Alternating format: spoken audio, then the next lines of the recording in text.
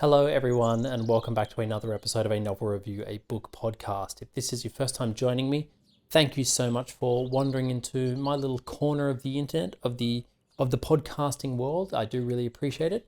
My name is Seamus, I'm the host, and I do a different book every week. We do sort of a deep dive on the book. This week is no different, of course. I am doing the second episode in the Gene Wolfe Book of the New Sun series. There's 4 books in this series, and this was recommended by a listener. Every month I do a fantasy book, and so I try to do a series of books. So for the next, remaining 3 months now, including today's episode, I will touch on the next 3 books, but it'll be 4 books in total. So Gene Wolfe's Book of the New Sun is what's on the cards for today, so hang around for that. First of all, I just want to say thanks so much for clicking on, guys. I really do appreciate it. I hope we're all well. I hope we've all got some good books on the agenda. I hope everyone is keeping well wherever you are in the world, happy, healthy, and yeah, just got some good books on the horizon. Also, if you would like to like and subscribe, I'd also greatly appreciate that. 5-star reviews, click follow, click the duck in the corner. But otherwise, just enjoy yourself. It's a free podcast, so let's get stuck in. Okay, Gene Wolfe's Book of the New Sun, book number 2, The Claw of the Conciliator. Really fantastic book. I think I kind of oversold myself in the first episode because I said I kind of knew, I was following the story, I thought, quite well. And this series is kind of notoriously known for being incredibly dense and confusing. And apparently, a lot of people say that you're going to be confused the entire time, but still enjoying yourself, which is probably the most important thing. And so, yeah, I said in the first episode that I was following along quite nicely and I thought I understood what was going on. And I have, absolutely been made to eat my own words because this second book just went to a different kind of level of confusing. There's so much going on that I've actually written 2 sort of comments here in my notes that I think sort of capture my feelings toward the book. The first one is sort of, a bit more tongue-in-cheek. It's just sort of trying to have a bit of fun with it. It's not that you don't know what's going on, it's that you don't know what's going on, which doesn't make sense, like this book. That, of course, a bit more tongue-in-cheek. I think this second one sort of sums it up a lot better. It feels out of control, this story. It feels out of control, and yet everything feels deliberate, and that's what makes it interesting because Wolfe has control. And that for me is when you're coming into a story like this where it is so incredibly dense and confusing, that for me, that control over the text and over the story is, I think, probably one of the more important aspects of the story. There is nothing worse than reading a really confusing story or a really random story and it just feels completely tactless and things just feel random and like they're just happening because 10 pages has gone by and we haven't had any kind of drama for 10 pages. So let's just throw in a random fight scene or something like that. It just feels really out of place and not building to anything. This book is so incredibly random. There is so much going on that I have no idea what's going on, but it doesn't feel like useless, I guess. It feels like it is building to something. And even if particular scenes don't build to anything, you feel like it's just part of the world building and that Wolfe really sort of knows where all the pieces are. He's not revealing everything to us as the reader, which is also very cool, and he doesn't have to at this stage in the story. He doesn't have to ever. But as long as he knows what's behind the curtain, that's sort of the most important thing. And that's what makes this book so incredibly enjoyable because you don't feel like you're not in control. You really feel like you're with Severian in this story, experiencing this world for the first time and coming across these random sort of adventures. So they were sort of the first 2, the 2 main comments I had about the book that I wrote down, both kind of trying to poke some fun at the book. It is an incredibly, random book. So right about now, I normally do sort of an overview of what the story's about. And I think that's just really difficult to do because it's not exactly a story I feel I can sum up in a few sentences because there's not too much that really goes on in the story. But of course, there is a lot that goes on in the story. And I don't know how I can sum it up in a few sort of simple sentences that would convey it accurately to you, the listener to this podcast episode. I don't know how I could do that accurately without just explaining the entire story. So I'll simply just say, we left Severian at the gates of the city, and he's pretty much just trying to continue on his journey He has many different struggles along the way, but he's still just trying to progress to Thrax, where he's been sort of outlawed to as the torturer. And that's probably all I'm going to say on that. I'd like to start by saying I've had some wonderful comments on the YouTube video. Some people giving me some great information. Last episode, I revealed that I just by chance had bought this book by Ursula K. Le Guin, Earthsea, the first 4 books, which I want to read some stage this year. And someone actually commented, and this was just complete chance that I brought up this book and sort of showed it. Someone actually commented that Gene Wolfe and Ursula were really good friends in real life, and that they actually shared recommendations together, and they had a really good relationship. So that was really cool, and I thought that was worth passing on. In the previous episode, I spoke about what I thought Severian's name might allude to, about sort of being, just what his name actually meant, and someone pointed out that they actually know the origin of his name. So Severian is a reference to Severin from Leopold von Sacher-Masoch, if I'm pronouncing that correctly. His book Venus in Furs, which actually then went on to inspire the concept of masochism, which I think is very interesting in its own rights. So this was from @AmasVodka on YouTube, and then @AmasVodka also went on to say it's a really interesting and funny story because we as the reader are being tortured, and we're following the story of a torturer who tortures people for a living. And I thought that was kind of wonderful because, yeah, it really does feel like we are being tortured. Not necessarily in a painful way, more kind of like a pleasurable pain, I'd say, because you are really enjoying yourself as you read this story. But it is incredibly difficult to read as well. Well, it's not difficult to read in terms of actually reading the story, and I think that's really important to point out. It's not actually difficult to read and follow the story. It's just you're not really aware what the story is and what is actually happening. I think that's really key to point out. It's not incredibly dense in terms of really dense, dark, confusing, outdated language or anything like that. It's actually incredibly readable, and that's kind of one of the frustrating things is you can read these books so easily and so quickly and so enjoyably, and then you suddenly realize that you don't actually know what's going on, and you have a feeling that you're not really following the story, which, I think I am following the overarching story, but this is probably going to be my main talking point. I feel like I am following the story in terms of the journey progression of Severian through this world, but I'm sort of missing a lot of detail along the way. I feel like I've finished the second book now, so I'm halfway through the series of the 4 books, and I feel like I've really only just begun to scratch the surface of what's going on.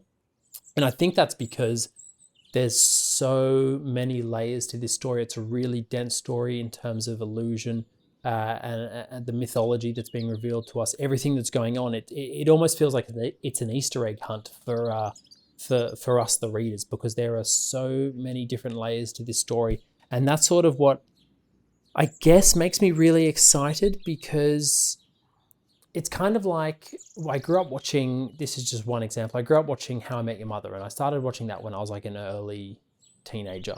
And it's a really great TV show to watch when you're that age, because it's funny and it's simple and you can follow the storyline, and the jokes are simple and they're in your face. And it's the same with all these kind of shows like The Office or Modern Family or one of these shows. The jokes are very surface level, in your face, and enjoyable. And you have a great time watching them as a young person. And then you sort of grow up a bit and you perhaps read a bit more, or you just become more culturally present, I guess, in the world. You maybe travel, or you just start to understand the world in a different light. You come back to this show like How I Met Your Mother or Modern Family or The Office, and you rewatch it because you're like, oh, I really liked it when I was a kid. And when you rewatch it, you start to notice different jokes. You start to notice the adult jokes. You start to notice jokes about things, different cultural things embedded within society that you perhaps missed when you were younger and too unaware of what was going on to catch these jokes. And so when you're reading it for this, or when you're watching the show for the second time, you get kind of this no less enjoyable experience with it. If anything, it's a more enhanced experience. But it's a completely different experience because you're suddenly catching all these references. And it feels like that's how it's going to be in this book. You're going to be able to catch all these references the more, I guess, you understand the story, and that's why it's difficult to speak about. And I don't think this episode and the next episode are going to be quite difficult to speak about the book with any kind of clarity, because it's tough to talk about the overarching story when I don't know how it's going to end and I don't know where the story is really going. I think the 4th episode is going to be really fun to discuss because I'll have the entire image of of the series and be able to sort of speak to it with a bit more clarity. But it's kind of like this one that's really going to reward a reread, in that you're going to understand the story in totality, so you can focus on other areas of the story. You can focus on different things. And so one example is, there's a chapter in here, what was it called? The Tale of the Student and His Son. And it's Severian reading this story from the Little Brown Book. And it's this absolutely baffling story layered with mythology from our world. And it's a real Easter egg hunt, and it's really enjoyable to read, but I didn't really understand it. And so I decided to Google it, and I found myself in a subreddit, and this guy or girl explained it. And they said, after they'd explained it, they said, stop looking up things, pretty much. They said, stop looking up things. This story is being told from Severian's perspective. He's going to say things that you don't understand. He's going to say things that you don't understand and won't make sense of, and you may never make sense of. Basically, stop trying to make sense of it. If you're enjoying it, just enjoy it for what it is at this stage in your reading experience. You're not going to get anything by trying to understand every step of the way. Simply experience the magic of this book from that position, and then if you decide to come back to it and have a second read, you will probably experience it in a different light. And I really like that honesty of, yeah, I'm going to explain what the chapter's about, but also just stop doing it. Stop trying to overanalyze anything and just enjoy the experience as if you are actually there in the experience and unable to do anything about it. So I really appreciated that, and I stopped looking things up after that, because yeah, there is a lot that Severian says that you're just kind of uncertain of, which is something I didn't touch upon in the first episode, that this is actually being written from Severian's perspective. He's writing it sort of like a journal or a diary.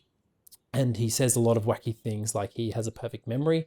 And it's always difficult to challenge someone like this. You know, is he a reliable narrator? Is he an unreliable narrator? He's saying he remembers everything perfectly. But of course, if it's his diary, we're only getting his perspective on certain things. So it sort of adds that layer of like, are we really seeing what's going on with absolute clarity? And yeah, so it's this absolutely wacky story that I genuinely am really enjoying. And like I said, I've sort of it feels like I've smashed through the first two books, and I'm just starting to scratch the surface on what the story actually is, which only makes me more excited to read the next two books. But obviously then a reread in a few years' time, I think, is going to be where I'm really paying dividends. But it is, as I said in the first episode, it is really important that if you are trying to maybe craft a story like this, that not every story deserves a reread. And a lot of people are like, oh, it gets better on the second read kind of thing. And it's like, no, you have to enjoy it the first time in order to warrant a second read. And I think Wolfe is absolutely smashing it, like like I said, something like How I Met Your Mother, where it's fun on the surface level enough that you want to then dip your toe back in and read it again. So I'm really enjoying that. Some other things in the last episode, I'm so happy I said this. I was talking about the duality of Severian as a torturer and sort of what that means, and occupying two potential bodies, which I found really fascinating. Sort of the man behind the mask, the torturer, and when he's taken the mask off, who is he? As someone then commented on YouTube pointing out that kind of technically happens, and that's a spoiler for this book if you are going to read it. He eats the flesh of Thecla in some absolutely baffling ceremony, and then her memories are within him. And so I'm really glad I said that in the first episode, because it turns out that now there's kind of two people occupying his body. I don't quite understand it yet, but I'm very excited to see where it goes. Something else I noticed, and this was kind of the main difference for me from the first book.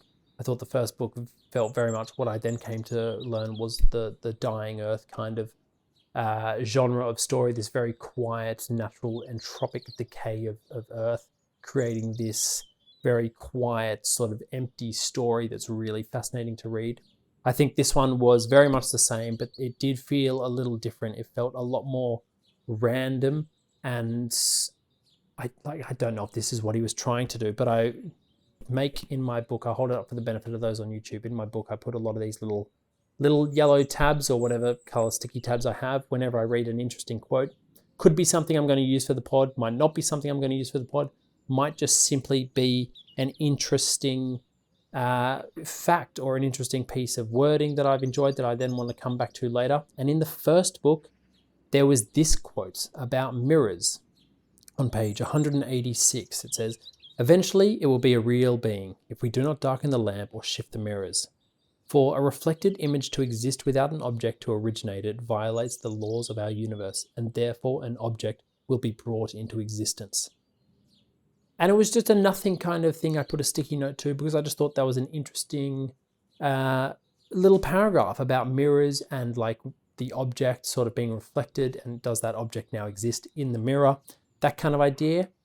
And then as I was reading this second book, that's sort of what I really felt like it was like in this story, that I was almost occupying this sort of great big gallery, and every chapter and every scene was just like a different artwork that I was going and visiting. And I know this sort of paragraph that I just read out, I was talking about mirrors, but it's speaking about sort of bringing something into existence. And it felt like, I was at an art gallery just like looking at these artworks of scenes going on. And every chapter we move to a new artwork and it's a new scene. And then, of course, in this second book, we learn the absolutely baffling thing, and I'm not even sure how it works yet, but artworks can be doorways, and it can look like an artwork, but all of a sudden you can step within an artwork into a doorway, which is where we meet the Autarch for the first time. And I don't know, that's just kind of how it felt in this book. And I don't know if they're related, those two things. And I don't know if it's going to relate to that particular quote itself as well. But it was just kind of like that feeling of being in an art gallery and looking at these artworks of scenes and then moving to the next one. And it feels completely random, like I said, but somehow they've all been curated by the curator to be telling a story of some sort. And there is some linking thread between them. And then, of course, the added, I guess, bonus fantastical element of being able to step into the artwork I thought was absolutely wonderful and magical. So I think that's where I'll end my absolute ramblings for this episode. It is a fantastic book. It's a fantastic series. It is very highly regarded from what I see online, which only makes me really excited to get stuck into the next two books. I don't even know what they're called because, again, I've got a combined sort of compendium of the books. The Sword of the Lictor is coming up for book 3. Really excited to get into that. I'm going to be starting that probably today. But before I start that, I do have to rate this one, The Claw of the Conciliator. What would I rate this book out of 5? I can't exactly remember what I rated the first one. I think I rated it a 4.5, and I think I'd probably agree with that. This is also a 4.5. It's just, the writing is just so accessible. It's really tight, but it's really accessible. It's really enjoyable. It's very readable, but the story itself is just absolutely baffling fantasy. And like I said, Wolfe just has us on a string and he's just dangling and pulling us along. So I'm having a great time reading it. I can't wait to read on. 4.5 out of 5.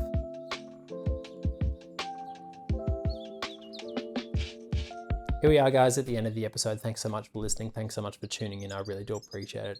If you would like to click the duck in the corner, I'd also greatly appreciate that. But as always, it's a free podcast. So please just, I hope you enjoyed it. So now to take us away, I think the final line from that chapter, The Tale of the Student and His Son, this incredibly baffling chapter, the last line is incredibly somber and beautiful. And it reads like this: "For no man lives long when his dreams are dead."